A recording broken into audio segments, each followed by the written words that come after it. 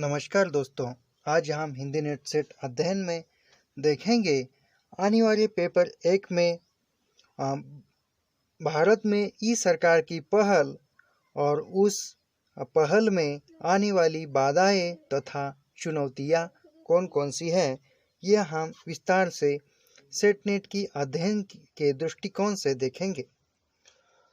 सबसे प्रथम भारत में ई सरकार की पहल किस तरह हुई है, यह हम देखते हैं। 90 के दशक की शुरुआत में सूचना तकनीकी ग्रामीण क्षेत्र की पहुंच से बाहर थी। विकासशील देशों में ई गवर्नर कानूनों और प्रौद्योगिकी के विकास को उत्प्रेरित करने के लिए तथा विकास के लिए ई गवर्नर की भागीदारी बढ़ती जा रही है और राज्य सरकारों का भी कंप्यूटरीकरण हो रहा है, जिसके लिए सरकार आईसीटी को बढ़ावा दे रही है तथा इसके लिए विभिन्न पहलें की जा रही है ताकि प्रशासन की पहुंच लोगों तक आसानी से पहुंच सके। इसे स्वयं प्रभा, डिजिटल लाइब्रेरी, ई परिवहन, ई पुलिसिंग, डिजिटल लॉकर, ई सहायता जैसे आदि प्रशासनिक पहुंच या प्रशासनिक पहल को देखा जा सकता है। भारत में ई गवर्नर की पहल इस तरह रही है।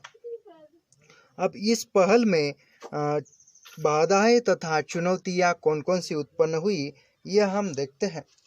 बड़े पैमाने पर अवसरों और लाभ के बावजूद आईसीटी के कार्यान्वयन प्रक्रिया में कई बाधाएं और जिसने आधारित संरचना का निर्माण और ई गवर्नर की ओर बढ़ने में प्रौद्योगिकी के प्रसार को धीमा कर दिया। यह मुख्य रूप से बाधाएं देखी जा सकती हैं। सबसे प्रथम जो बाधाएं उत्पन्न हुई थी, उनमें से सबसे प्रथम बाधाएं हम देखते हैं आईटी साक्षरता की कमी और ई गवर्नर के लाभों के बारे में जागरूकता। सबसे प्रथम यहाँ इसकी कमी है, बाधा है, चुनौती है। इस पहल में ई गवर्नर्स के लाभों के बारे में जागरूकता के साथ साथ सफलतापूर्वक G2C, G2G और G2B प्रोजेक्ट्स के क्रियान्वयन में सम्मिलित प्रोसेसर की कमी है। आईटी साक्षरता में कमी सबसे बड़ी बाधा है। प्रशासनिक टेक्चर, इलेक्ट्रॉनिक गवर्नेंस, सूचना के प्रबंध और प्राप्त करने का उपकरण नहीं है। मौजूदा आईसीटी अवसंरचना का अभाव।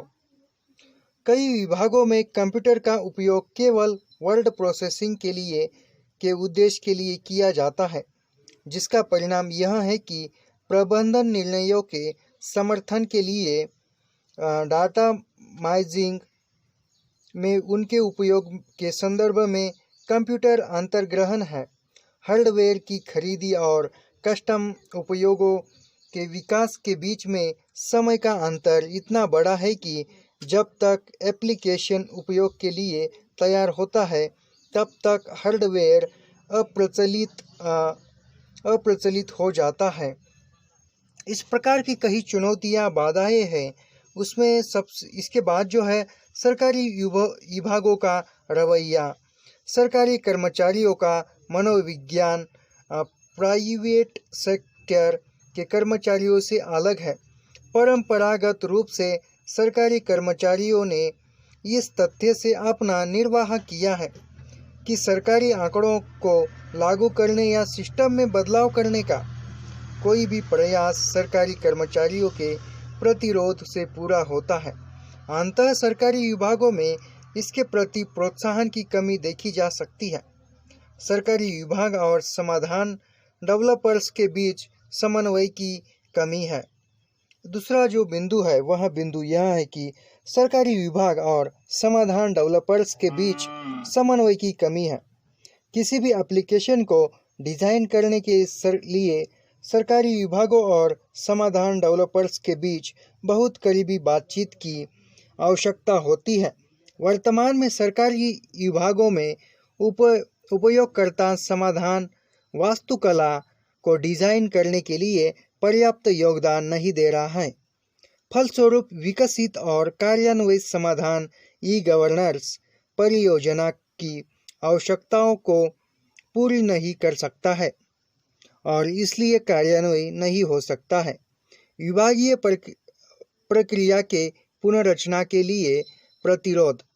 ई गवर्नेंस परियोजना के सफल कार्यान्वयन के लिए प्रशासनिक प्रक्रियाओं के पुनर्गठन की बहुत आवश्यकता होती है, किंतु इसके विपरीत प्रशासनिक क्रियाओं में डाटा मैगजीन तकनीक का दोहन करने के और वेबसाइट पर वास्तविक समय के कंटेंट को एकत्रित करने और अपडेट करने में विभागीय MIS मैगजीनेट इंफॉर्मेशन सिस्टम अधिकारियों की विशेषज्ञता का अभाव पाया जाता है। इस तरह का परिदृश्य किसी भी ई गवर्नेंस समाधान के लिए अपने इच्छित परिणामों को प्राप्त करने में असमर्थ रहता है। इसके बाद जो है वह है ई गवर्नेंस को बनाए रखने के लिए राष्ट्रीय स्तर की बुनियादी सुविधाओं की कमी है। ई गवर्नेंस की पहल का समर्थन करने के लिए बुनियादी ढांचा सरकारी विभागों में मौजूद नहीं है। बुनियादी ढांचे का निर्माण कराए गए कंटेंटिविज विकल्पों का उपयोग ही सीमित तरीके से विभिन्न स्थानों के बीच डाटा ट्रांसमिशन उद्देश्य के लिए किया जाता है और मुख्य रूप से केवल ईमेल और इंटरनेट उद्देश्यों से के लिए उपयोग किया जाता है। अंततः यह भी महत्वपूर्ण समस्या है। हमने आज के वीडियो में देखा कि भारत में ई सरकार की पहल 90 के शतक में ई गवर्नेंस प्रारंभ हो चुका था, तो तब कई गांव के पंचायत हैं वहाँ ई गवर्नेंस से बहुत ही दूर थे। धीरे धीरे उसमें बड़ा होता गया और उसमें बड़ा हो जाने के बाद में उसका प्रसार होने में कुछ बाधाएं उत्पन्न हुई। उस बाधाओं में हमने सबसे प्रथम बाधा देखी IT साक्षरता की कमी और ई गवर्नेंस के लाभों के बारे में जागरूकता। हमारे देश में यह जागरूकता कमी है।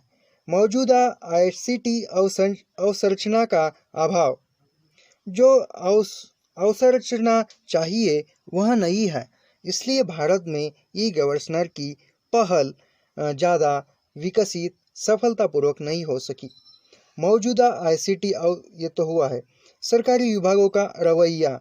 इसमें सरकारी विभागों का जो रवैया है, यानी कि ICT का पूरा जो ज्ञान होना चाहिए वह ज्ञान सरकारी कर्मचारियों को नहीं है और जो प्राइवेट कर्मचारी है उन्होंने ICT का परिपूर्ण ज्ञान लिया है, इसलिए वह इस क्षेत्र में आगे बढ़े और सरकारी कर्मचारी पीछे पड़ गए हैं। सरकारी विभाग और समाधान डेवलपर के बीच समन्वय की कमी है। विभाग प्रक्रिया के पुनर्रचना के लिए प्रतिरोध। विभागीय जिस प्रकार ICT क्षेत्र में विभाग होना चाहिए उस प्रकार नहीं है, उसके लिए पुनर्रचना करनी चाहिए, तो इसमें प्रतिरोध नहीं हो सका। और इसके बाद जो लास्ट की जो है अंतिम बाधा है, ई गवर्नेंस को बनाए रखने के लिए राष्ट्रीय स्तर की बुनियादी सुविधाओं की कमी है। यानी कि ई गवर्नेंस को बनाए रखने में जो कुछ भी सुविधाएं होती है उन सुविधाओं की कमी है हमारे यहाँ। यानी कि जो सुविधा पाने वाले हैं वो भी ICT के ज्ञान से अज्ञानी है और कुछ गवर्नर भी उन्हें नहीं दे सकते। कुछ क्षेत्रों में गवर्नर की ई सुविधाएं पहुंच सकती है और कुछ क्षेत्र में नहीं पहुंच सकती है। ऐसी बहुत सी बाधाएं और चुनौतियां भारत में ई सरकार की पहल में देखी हैं। सभी चुनौतियों का अध्ययन करने के बाद अंतिमतः यह निष्कर्ष निकलता है कि भारत में देखा जाए तो ई सरकार की पहल जितना चाहिए उतना सफल नहीं हो पाई है, असफल ही हम कह सकते हैं। तो आज के वीडियो में इतना ही। मिलते हैं किसी नेक्स्ट वीडियो में।